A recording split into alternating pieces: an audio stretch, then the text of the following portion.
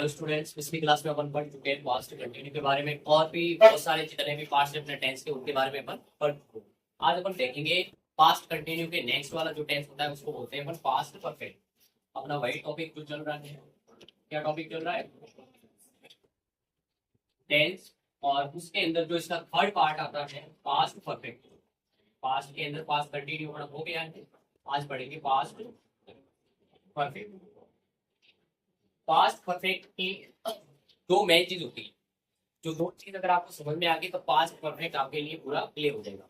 दो इंपॉर्टेंट चीज क्या होती है कि पास्ट टाइम के अंदर, इन पास्ट टाइम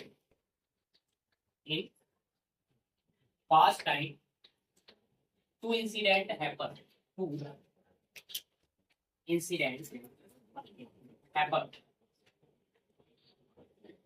यदि पास्ट के अंदर दो घटनाएं होती हैं, कितनी घटनाएं होती हैं? दो घटनाएं। स्टार्ट भी पास्ट के अंदर होती है और फिनिश भी पास्ट में हो जाती है। जैसे कि फॉर एग्जांपल, मैं रेलवे स्टेशन पहुंचा तब तक ट्रेन जा चुकी थी, मैं भी वहां पे पहुंचा और ट्रेन भी निकल चुकी थी।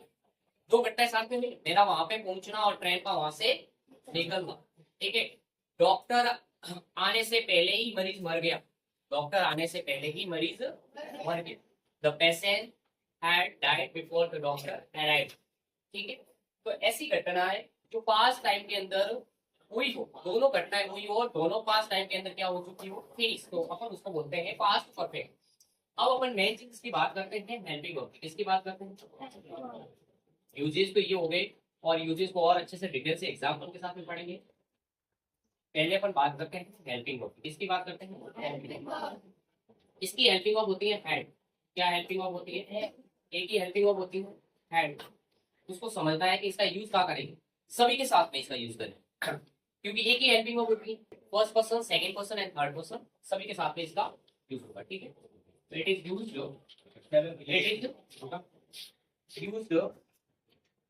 Used with all person, singular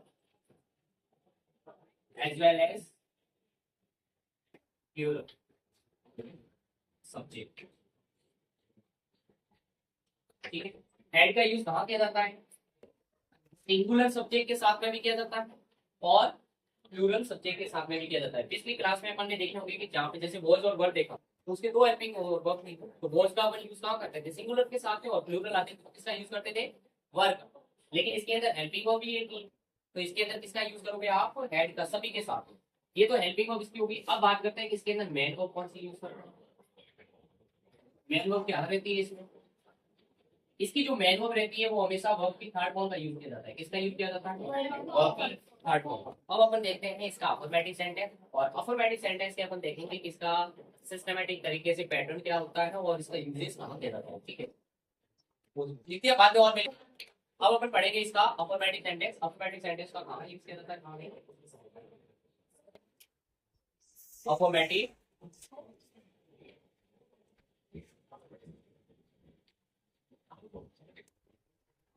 sentence.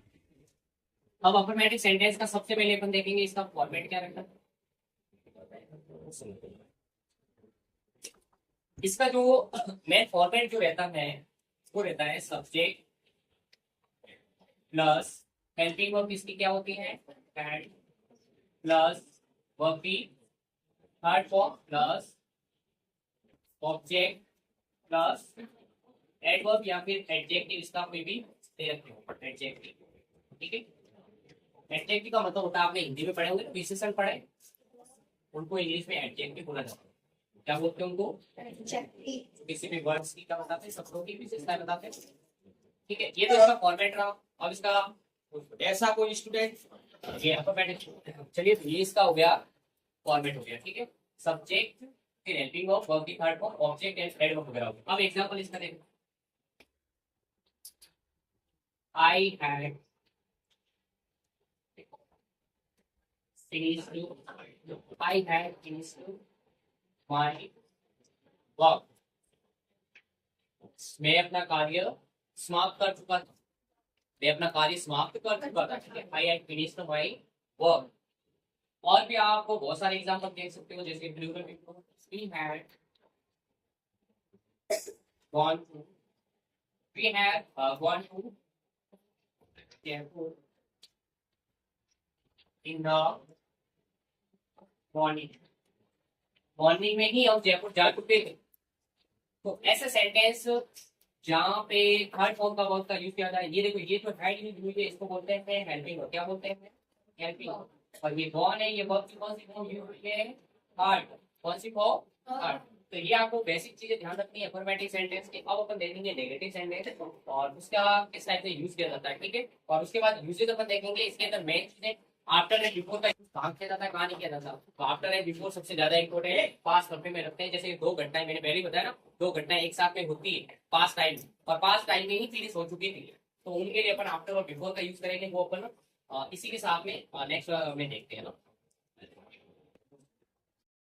इसलिए मैं अपन ने देखा अफर्मेटिव सेंटेंस, और अफर्मेटिव सेंटेंस के अंदर अपन ने कुछ यूजेस देखे, सेंटेंस का फॉर्मेट वगैरह देखा। अब इसमें अपन देखेंगे आफ्टर एंड बिफोर का कहाँ पे यूज किया जाता है, ठीक है। मेन इंपॉर्टेंट चीज ये है कि अपन को समझना after and before.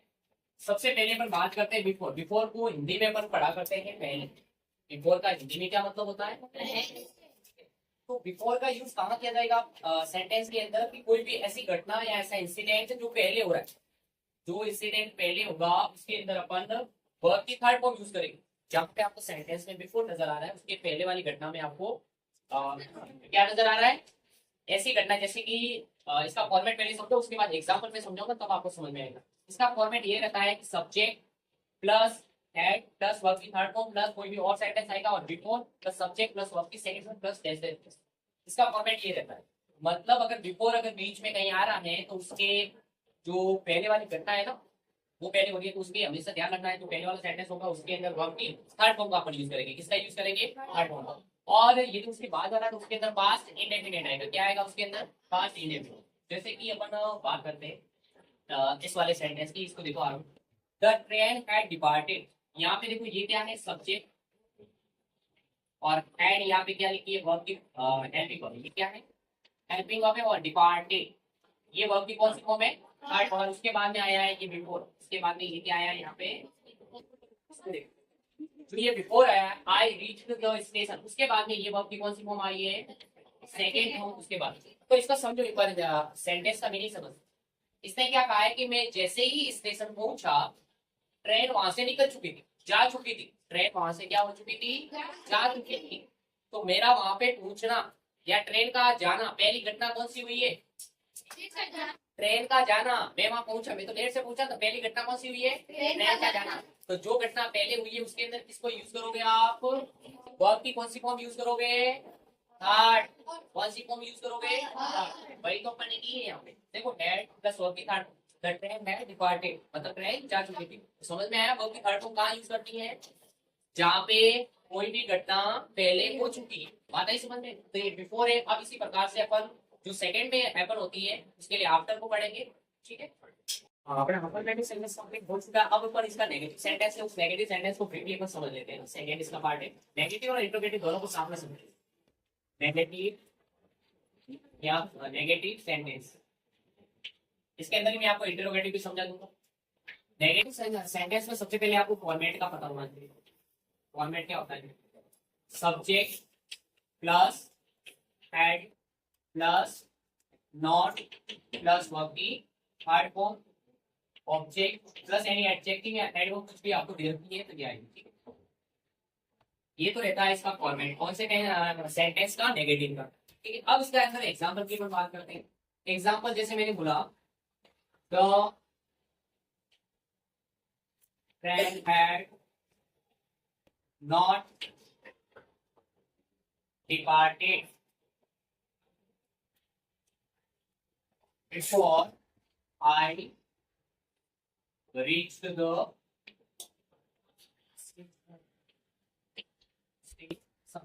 train had not departed. Train वहां पे नहीं आई थी before I reached the station। और पहले किसकी बात हुई है? ट्रेन की बात हुई है। ट्रेन वहां पे नहीं है, ये नेगेटिव सेंटेंस है। जैसे मैंने और बोलूं मैंने होमवर्क अपना नहीं करा, कर चुका था जो भी, मैं वहां पहुंच चुका था लेकिन ट्रेन अभी तक वहां पे नहीं आई थी। तो ये चीजें जो नेगेटिव सेंटेंस के अंदर यूज की जाती है उसको नॉट कहते हैं। अब इसी प्रकार से इंटरोगेटिव, या तुम वहां पे पहुंचे तो ट्रेन आ गई थी, जैसे कि आप कहीं घूमने जा रहे हो, आपके मम्मी पापा आपको वापस पूछेंगे आने के बाद, क्या तुम स्टेशन पहुंचे तो ट्रेन आ चुकी थी। जो पास्ट की घटना पूछ रहे हैं ना, तो हेड सीधा कहाँ आ जाएगा, आगे आ जाएगा। जब भी आप इंटरोगेटिव सेंटेंस आप कन्वर्ट करोगे तो हेड इस पे क्या आ जाएगा, सीधा आगे आ जाएगा सब्जेक्ट के स्थान पे, और सब्जेक्ट जहाँ पे हेल्पिंग वर्ब अपन ने लिखी है वहां पे चले जाएगा। तो ये इंटरोगेटिव सेंटेंस भी इसका साथ में हो गया, और अफर्मेटिव भी हो गया। तो सारे जो टेंसेस पास्ट परफेक्ट की जो इंपॉर्टेंट चीजें थी वो मैं पढ़ा चुका हूं आपको, और उनको अच्छे से आपको समझ ली। मेन चीज आफ्टर और बिफोर से बहुत ज्यादा सवाल भी पूछे जाते हैं, ठीक है, ये चीज आपको ध्यान में रखनी है। अब नेक्स्ट वाली क्लास में अपन ये देखेंगे पास्ट परफेक्ट कंटिन्यू क्या होता है, ठीक है, उसको देखेंगे। और जितने भी आपको मैंने टॉपिक क्लियर करवाए हैं 10 से लेके, वीडियो को भी आप देखें और अच्छे से कवर करें, ताकि ये वाला आपको अच्छे से समझ में आ जाए, ठीक है। नेक्स्ट फॉर वॉचिंग देखेंगे इसमें आफ्टर का यूज वहां किया जाता है, कहां नहीं किया जाता। बिफोर का आपको समझ में आ गया, बिफोर का कहाँ यूज करते हैं, जो इंसिडेंट पहले हो चुका है। और आफ्टर का हिंदी में ही मतलब होता है बाद में, हिंदी में ही मतलब क्या होता है, ऐसी घटना जो बाद में हो रही है। The incident which you next second है, द इंसिडेंट which happened